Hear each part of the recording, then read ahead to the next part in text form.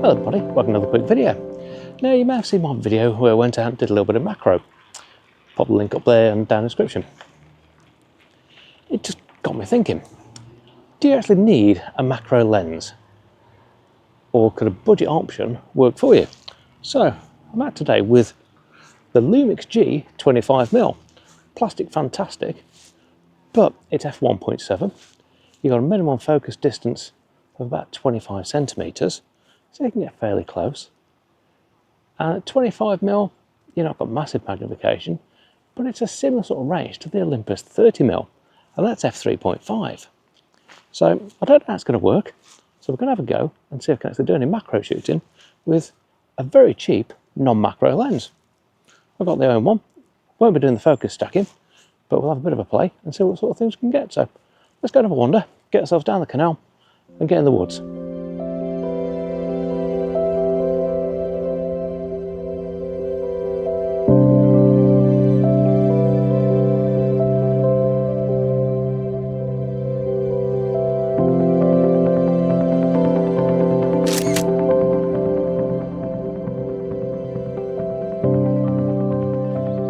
So weather conditions today, started off very bright, it's now clouded over, but it's quite a nice soft light effectively. So not absolutely perfect for macro, but pretty good. And I've got a light in the bag just in case I need it.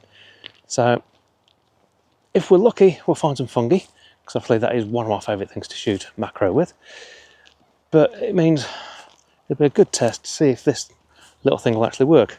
Obviously got the swans back there, just a very quick snap just back there, and there's just little bits and bobs as I'm sort of walking along I'll pick off and just see what works, see what doesn't. Never tried this before, so it's all a bit of a learning curve, but hopefully at the end of it we'll work out whether you can get a very cheap lens working for you as a macro setup, so you don't have to spend the hundreds on a dedicated macro lens. The other side of it is you've also got a lens then that you can use for other stuff, not just macro. So I don't know, let's find out if it works.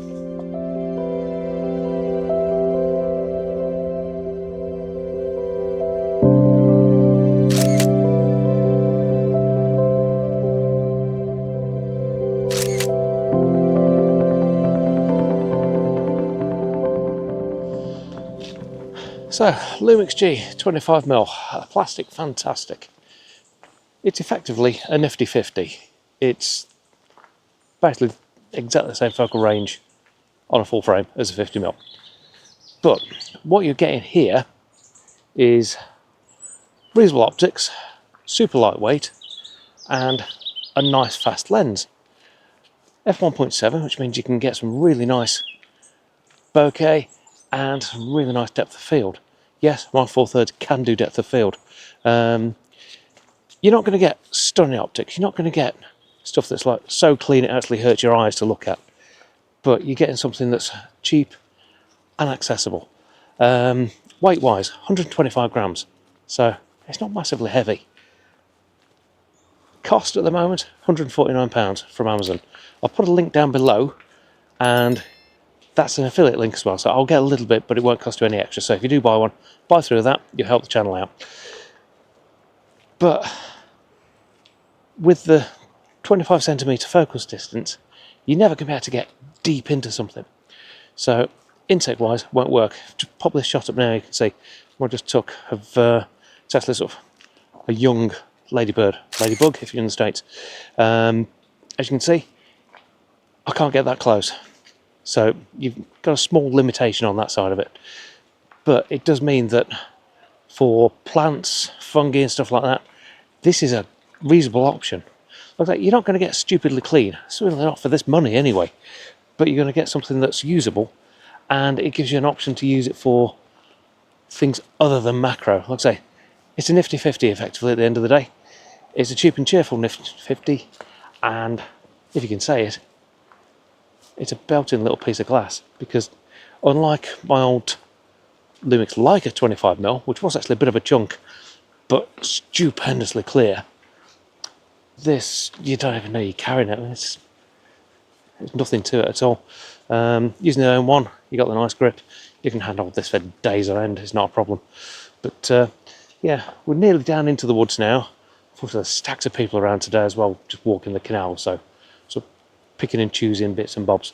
But I'll just grab a few more shots as we're going into there. I'll talk to you when we're in the woods about sort of what sort of things I'm looking for and how I'm trying to sort of frame up using this, trying to make it work.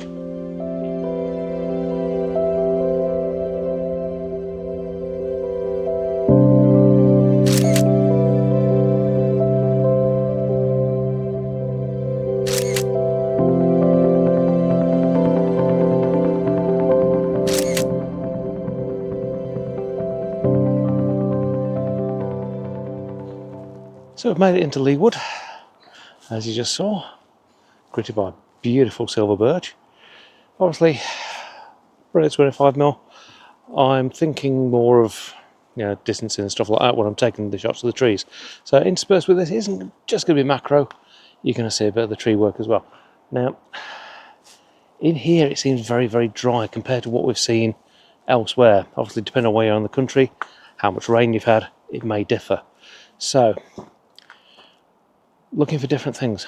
I'm looking for fungi, but I'm also looking at leaves, mosses, anything that sort of is taking my eye that is going to work. There's a load of old oaks around here as well, so there's a lot of acorns around on the ground. Using those, actually making a little scene out of them. Obviously, using the OM1, you got a lovely flip screen, so I can actually have the OM1 pinned onto the ground, looking along. Just give you a quick demo now. So just there's what I'm shooting. I've got the camera on the ground, effectively using the floor as a bit of a tripod. Now, if I can just get this to play with that, a massive reflection in, bear with. That's kind of what I'm shooting. So we're at f2.8.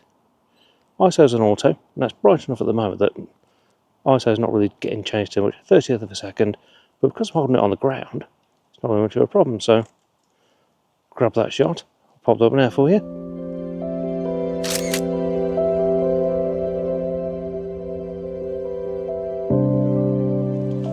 You may think, oh, isn't the camera going to get dirty?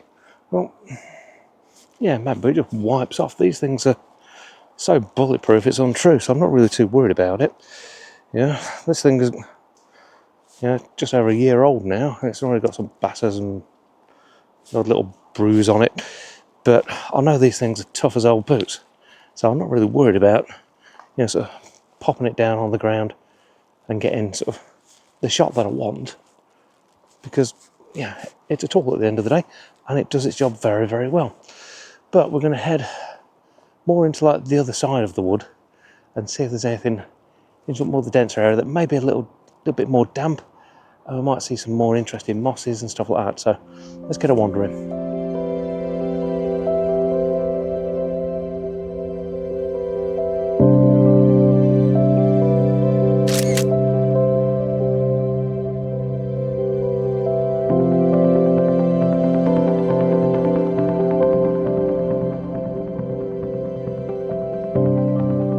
Anybody that knows anything about shooting fungi, especially at macro level, will know the one to go for is a fly agaric, the classic fairy tale toadstool. And we spotted some, and they look quite nice. So, I'm going to try and get some shots. Problem we've got is it's fairly well capped timber. Can I use a bit of the background, maybe sort of blow some blurred trees off in the background? Probably going to run about f2.8. Have a bit of a play, see what works best for me.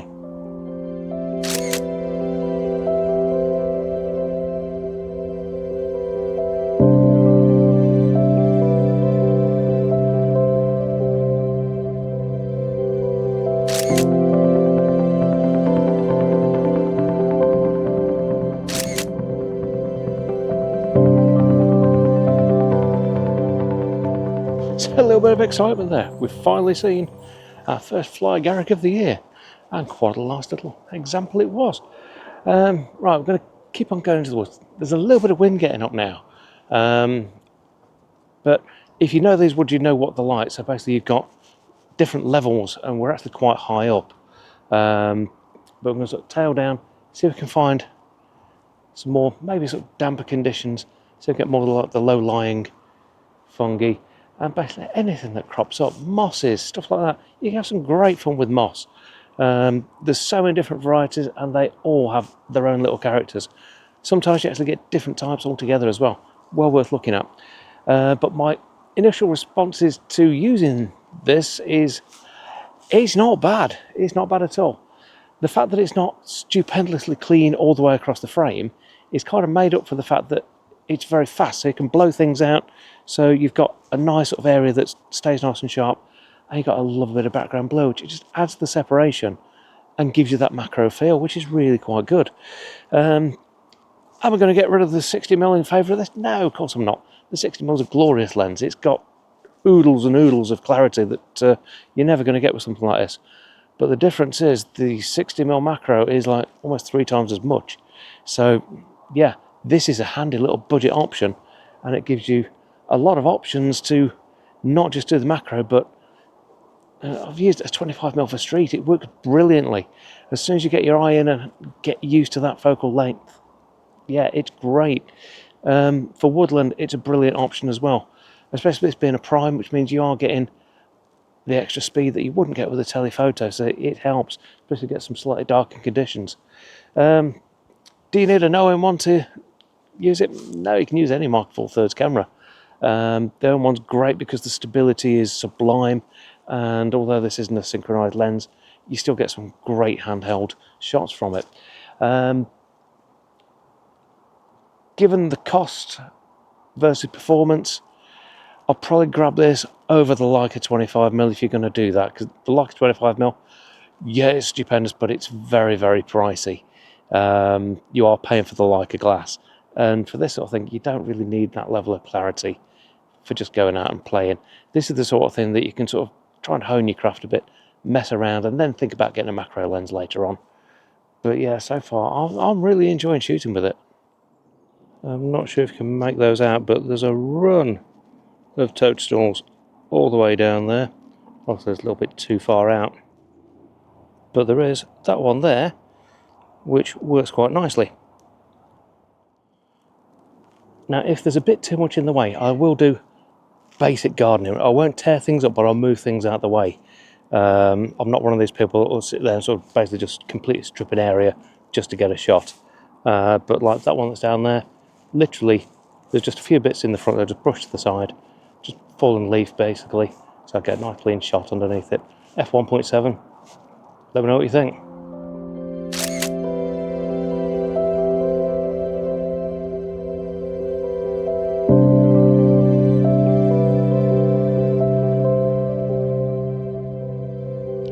So there we go. Oodles of mushrooms around. Well, not all mushrooms, there's toadstools. Basically fungi all around. This actually works really nicely. I'm shocked at exactly how well it worked. For a super cheapo lens, I think it's something that's worthwhile chucking in the bag, because like I say, you can use this for street, you can use it for woodland. Look, there's a few shots that you've already seen. There will be some more shots coming up at the end. But it's the sort of thing where it becomes almost like a handy lens that kind of does almost everything, but not quite, but on a budget. And yeah, it's well worth keeping in the bag. Reiterate again, there's a link down below if you want to go and buy one. It is an Amazon affiliate link, so I get a little tiny bit of commission from it, but it costs you nothing extra. But it's a great way of supporting the channel if you can do that.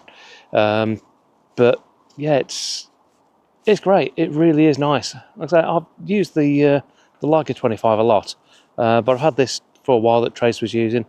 I thought, well, we'll give it a try. We'll see what it's like. And yeah, I think it's a belting little lens. I think cost versus performance, it's great. It really is good.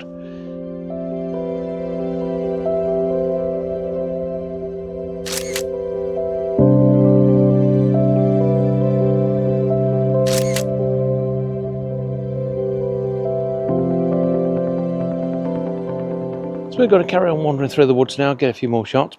There'll be some more shots coming up at the end now. Mixture of woodland and fungi. But if you've enjoyed the video, please do hit that like button. Really helps the channel out. And if you're not subscribed, hit subscribe. It's free of charge, doesn't cost you a penny, but it helps out no end. Trying to sort of grow the channel a little bit more, and there's some more things in the pipeline, as you've seen in one of my previous videos. But from an absolutely beautiful bit of woodland here in Cromford, thanks for watching. We'll see you again next time. Take care.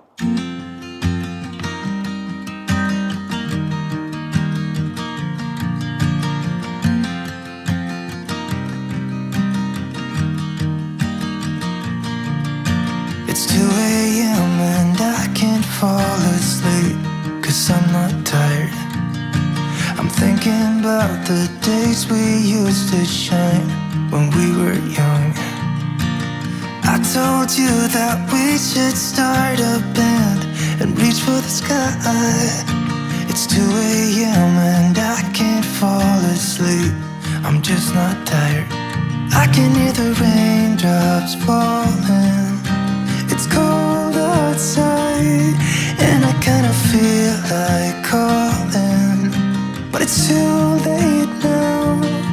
I just miss you.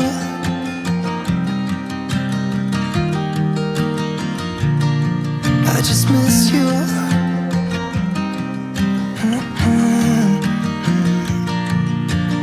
We were such a constellation, right? No, you'd agree.